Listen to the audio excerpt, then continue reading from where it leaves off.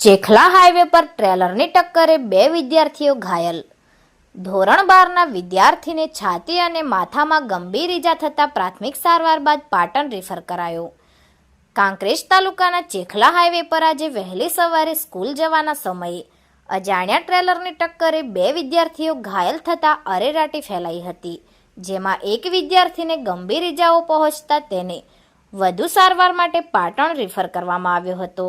મળતી માહિતી મુજબ રતનગઢ ગામનો પ્રવીણભાઈ ગાંડાભાઈ ભીલ ઉંમર વર્ષ 18 કે જે ચેખલા હાઈસ્કૂલમાં ધોરણ 12માં અભ્યાસ કરે છે, જે સ્કૂલ જવા નીકળ્યો હતો ત્યારે અજાણ્યા ટ્રેલરે ટક્કર મારતા અકસ્માત સર્જાયો હતો.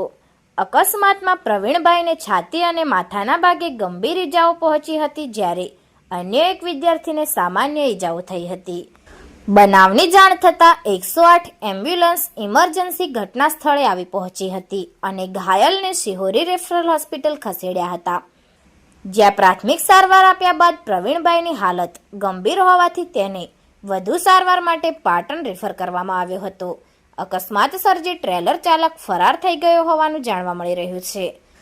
ઉલ્લેખનીય છે કે ચેખલા હાઈવે પર ઓવરબ્રિજનું નાળું અંડરપાસ ન હોવાથી આ વિસ્તારમાં અવારનવાર નાના મોટા અકસ્માતો સર્જાતા રહે છે, જેથી સ્થાનિક લોકોએ વિદ્યાર્થીઓ અને ગ્રામજનોની સુરક્ષાને ધ્યાનમાં રાખી તાત્કાલિક ઓવરબ્રિજનું અંડરપાસ નાળું બનાવવાની માંગ ઉઠાવી છે.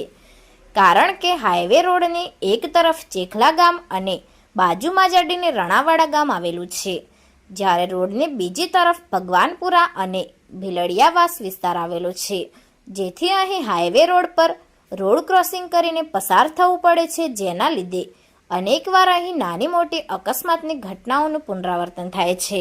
ત્યારે આ ગંભીર સમસ્યાનો ઉકેલ આવે તે જરૂરી છે. Report Ketan Vasaiya, LTV Gujarat.